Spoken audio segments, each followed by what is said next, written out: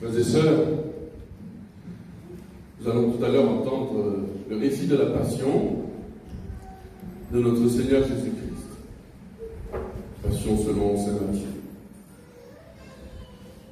Après ce récit, qui est un récit très fort, qui est l'essentiel de l'Évangile, il n'est pas nécessaire de prendre la parole et de faire une homélie, donc je préfère prendre la parole juste avant, vous faire une petite exhortation et pour vous expliquer aussi la puissance de ce que nous allons entendre. Si c'est pour connaître l'histoire, nous connaissons l'histoire, nous connaissons même la fin de l'histoire. Nous savons que Jésus va mourir sur la croix, qu'il est mort sur la croix. Nous savons même que le troisième jour, il est ressuscité. Et ce dimanche, l'Église nous fait entrer dans la Semaine Sainte. Le carême s'est achevé hier, et c'est un autre temps liturgique qui commence. C'est une autre semaine. On est dans une autre disposition. D'ailleurs, tout le carême, pendant 40 jours, nous a préparés à entrer dans la Semaine Sainte. Mais pourquoi faut-il entrer dans la Semaine Sainte? Après tout, c'est la même à peu près chaque année.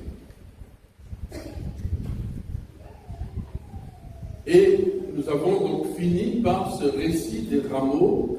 Et je ne sais pas si vous vous souvenez encore de la prière que j'ai prononcée quand nous étions dehors, sur le parking en bas, en disant, voilà, nous nous sommes d'une certaine façon préparés et nous allons mettre nos pas dans les pas de Jésus pour son entrée solennelle à Jérusalem où il a voulu vivre sa passion. C'est donc ce mystère-là, et donc nous avons un petit peu fait la fête, ça manquait de tambourin, mais c'est pas grave, on a quand même chanté Hosanna, en remuant nos rameaux, c'est photogénique, et puis on est rentré dans l'église, et peut-être que vous n'avez pas eu cette impression, mais l'église, tout de suite on entre par une prière, et puis le récit de Jésus, lui qui était de condition divine, ou encore mon Dieu, pourquoi m'as-tu abandonné? Ce psaume qu'on a chanté, et ces lectures, ces prières qui nous plongent non plus dans la fête des rameaux. D'ailleurs, il y avait une tradition martiniquaise, Dieu merci, c'est terminé aujourd'hui. Les gens venaient pour la bénédiction des rameaux, puis partaient après la messe. Parce que justement, la messe des rameaux nous fait rentrer dans la messe de la passion. C'est marqué, regardez vos missels, vous verrez, c'est marqué dimanche des rameaux et de la passion. Et nous allons entendre tout à l'heure debout, ce sera un peu fatigant les enfants, les personnes âgées aussi, on sera debout pendant le récit de la passion. C'est long. On va même se mettre à genoux à un moment donné, au moment où on va, le lecteur, la lectrice va dire que Jésus a rendu l'esprit. Et nous allons vivre tous les événements.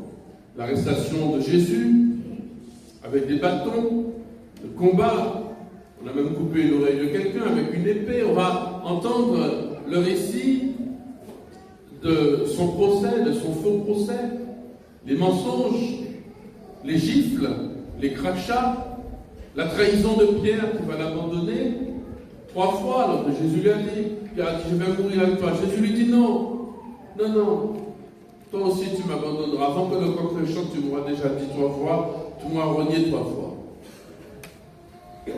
On verra aussi la lâcheté de Judas, qui non seulement aura vendu Jésus, mais ensuite qui va aller se pendre, au lieu de croire en la miséricorde de celui qui nous aime. Nous allons voir comment le peuple, et comment ça se fait, frères et sœurs, que le peuple qui avait connu les miracles, les bonnes paroles, qui a connu la miséricorde, qui a touché, qui a vu Jésus de ses yeux, a pu choisir Barabbas, le criminel, le voleur, le violeur, plutôt que Jésus. Lorsque le procurateur romain dit, est-ce que vous choisissez? Il dit, pas lui, Barabbas, libère Barabbas. Et lui, qu'est-ce qu'on fait? Qu'il soit crucifié, crucifie-le. C'est le peuple même qui avait entendu, qui avait vu les miracles. Et ce même peuple va cracher sur lui, l'agresser, se moquer de lui. Les grands prêtres de la nation juive qui étaient censés être des spécialistes de la lecture de la Bible, qui auraient dû reconnaître dans cet homme-là le serviteur souffrant. Vous avez entendu, c'est la première lecture d'Isaïe. C'est la première lecture. Ils auraient dû reconnaître celui qui était annoncé, celui, c'est marqué, vous avez entendu cette lecture, il dit, voilà, le Seigneur Dieu m'a ouvert l'oreille, je ne me suis pas dérobé devant ceux qui m'arrachaient la barbe, devant ceux qui me crachaient au visage. Et c'était l'annonce du Messie. Et ces grands prêtres-là ont vu Jésus, alors qu'on lui arrachait la barbe, qu'on lui mettait la couronne d'épines, qu'on le flageolait, ils ne l'ont pas reconnu. Ils n'ont pas su reconnaître, alors que c'est dans la bibliothèque à travail, ils étaient tout le temps dedans, ils avaient le nez dedans, ils n'ont pas reconnu. Ils n'ont pas vu. Et vous entendrez, nous entendrons, nous verrons comment on l'a dépouillé, on l'a dénudé, on l'a mis nu comme un animal, nu, tout nu, pour le clouer sur la croix. Et pour le suspendre sur ses clous, pendant que les crachats et les injures continuent. On verra comment on lui donnera à boire du fiel ou du vinaigre. Nous verrons aussi, au moment, comment le larron à côté de lui l'injuriait. Et puis nous verrons comment il pardonne et comment il remet l'esprit. Et comment surtout un centurion qui était un étranger, un païen, dans un terme vraiment français, on dirait un vagabond, parce que c'était un gros soldat méchant d'occupation, qui a été touché et qui a dit vraiment, celui-là était le Fils de Dieu. Alors, frères et sœurs, voilà, pour finir, l'enjeu de cette lecture. Si notre cœur est ouvert, ce n'est pas une simple lecture qu'on va entendre, ce n'est pas un simple récit. C'est bien le récit de notre vie. Avec le Christ, nous allons entrer dans la souffrance. Je ne vais pas faire un sondage, mais il y a parmi nous des frères et sœurs qui ont été profondément blessés dans leur vie personnelle, qui ont connu des trahisons, qui peut-être même ont commis des trahisons. Certains d'entre nous ont peur pour un fils, une fille, un parent, un ami, un époux, une épouse malade ou qui est dans une situation difficile et qui est en train de souffrir. Nous avons parfois commis des souffrances ou porté nous-mêmes des souffrances. Et frères et sœurs, il y aura parmi nous ceux qui, en entendant ce récit de Jésus, vont dire, mais c'est moi, c'est ma vie qu'il porte. Et c'est pour ça que nous nous sommes préparés pendant tout le carême. C'est pour ça que nous avons vécu cette marche tout à l'heure. C'est pour ça que nous serons debout. Nous allons associer notre vie à celle du Christ. Et au moment où le Christ va vivre sa flagellation, les moqueries, le couronnement d'épines, le portement de croix, la crucifixion et la mort, nous allons entrer avec lui. Et nous entendrons à la fin de ce récit que beaucoup de morts ressuscitent. En fait, les morts dont il s'agit, c'est vous et moi. Nous allons entendre tout cela et par nos oreilles, et par un peu notre sens, par le fait d'être tous ensemble réunis en ce dimanche des Rameaux, des millions de personnes à travers le monde, peut-être même 1 milliard de personnes à travers le monde, qui entendent plus d'1 milliard, qui écoutent ce récit en même temps que nous. Dieu va nous bénir. Et nous allons pouvoir dire avec le centurion, vraiment, en vérité, Jésus nous aime. En vérité, cet homme est le Fils de Dieu. En vérité, mon Dieu Tout-Puissant est mort pour moi sur la croix. En vérité, je veux mourir avec lui. Parce que si je meurs avec lui, je ressusciterai, je vivrai. En vérité, je veux souffrir avec lui. Je rencontre toutes mes souffrances, celles que j'ai subies, celles que j'ai commises aussi.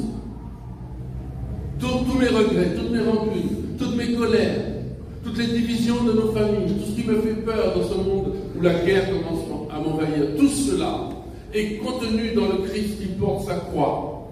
Et le Christ en est profondément victorieux. Si avec lui vous souffrez, avec lui vous règnerez. Voilà l'enjeu de la lecture. Lui qui était de condition divine, Il n'a pas retenu le rang qu'il égalait à Dieu. Il s'est anéanti, se faisant obéissant jusqu'à la mort et la mort de la croix. C'est pourquoi Dieu l'a exalté et fait Seigneur. Alors que nous aurons entendu ce récit, si nous l'entendons de tout notre cœur, essayez dans votre tête pendant qu'on le lit d'imaginer les situations. Écoutez vraiment chaque mot. Ils seront efficaces. Imaginez la scène de la servante qui vient accuser Pierre, de Pierre qui dit non, c'est pas moi. Imaginez la scène des soldats qui se moquent de Jésus qui porte sa croix, de Jésus, de sa maman, au pied de la croix, avec Marie-Madeleine. Imaginez chaque moment, vous allez voir la puissance, alors vous pourrez proclamer, exalter le nom de Jésus. Et frères et sœurs, je le dis, vous sortirez de cette assemblée, nous sortirons en proclamant que Jésus est Seigneur. Pas simplement mon sauveur, pas simplement celui qui m'apporte la guérison à mes bobos, c'est pas mal déjà. Et c'est peut-être ça que le peuple de Jérusalem n'avait pas compris. Jésus guérissait leur maladie. Ah, il guérit mes maladies. Vous savez, je peux dire à mon médecin que je suis très content parce qu'il me guérit. Je ne suis pas prêt forcément à vivre avec elle, à l'épouser ou avec lui. C'est pas la personne que j'aime forcément, même s'il me guérit. Ce que Dieu veut, c'est pas simplement d'être notre guérisseur ou notre sauveur, c'est d'être notre Seigneur, de diriger notre vie. Alors si nous écoutons ce récit, si nous comprenons ce que Dieu a fait, si l'un d'entre nous a son cœur qui se dilate en disant, quels que soient les crimes que j'ai pu commettre, qu'on a commis sur moi, Jésus-Christ est Seigneur, à la gloire de Dieu le Père. Amen.